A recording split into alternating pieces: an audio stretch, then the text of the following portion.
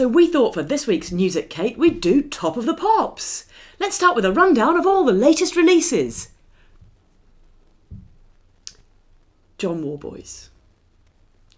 Now, I'm aware that the release from prison of the serial black cab rapist, a man believed to have raped a number of women into triple figures by picking them up in his taxi, offering them drinks which were drugged, and then raping them in the back of his taxi. This may not seem like the most hilarious comedy subject, but I think it's really important that we talk about it. So I thought I'd keep it snappy with a rundown of the top 10 most obnoxious things about John Worboys' release.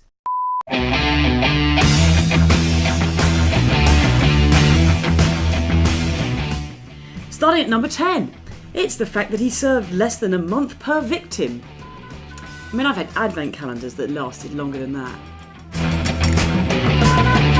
At number 9, the fact that his victims were told that he would never be released. A bit like the Louis C.K. movie.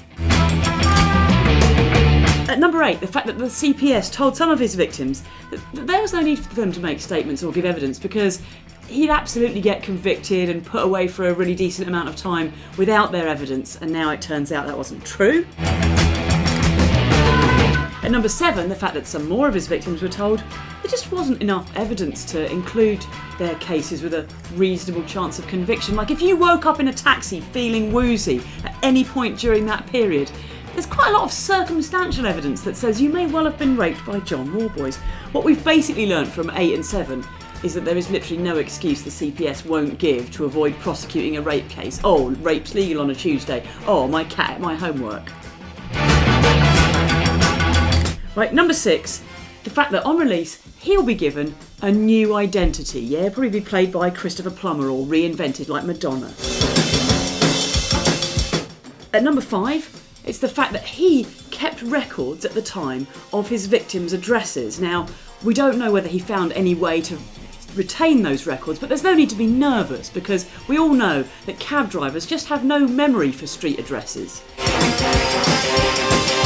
And number 4, it's the fact that his victims are not being given access to his licence conditions. So the parole board may have ruled that he can't live in London. They may have ruled that he can't work as a taxi driver. But victims have no way of knowing. They could literally have moved to the area he's going to be going to live in. They could literally be living next door to him and they've got no right to know about it.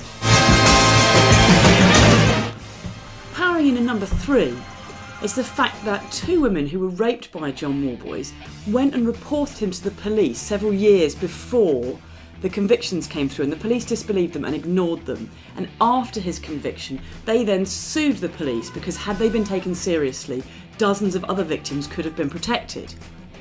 They were awarded about £20,000 each, which is not really that much money when you consider the amount of their time that they'd given up trying to make sure that other victims were listened to and taken seriously, and the trauma that they had been through themselves.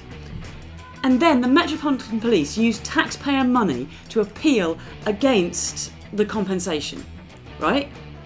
The Metropolitan Police used taxpayer money to appeal against compensation awarded to rape victims that they had not believed. The second most obnoxious thing is this: the fact that the parole board is not supposed to release anybody unless they are confident that they have been rehabilitated. Right? But in 2010, John Worboys appealed against his convictions, still claiming at that time that he was not guilty. That doesn't sound like remorse and rehabilitation to me. And holding fast at number 1, as it has done since records began, the most obnoxious thing is that the vast majority of perpetrators of rape are never charged, never taken to court, never convicted, and never locked up.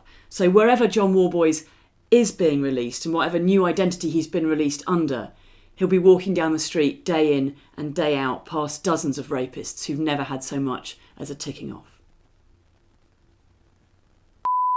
Thanks for watching. Please keep supporting our videos and sharing them wherever you can. Thank you.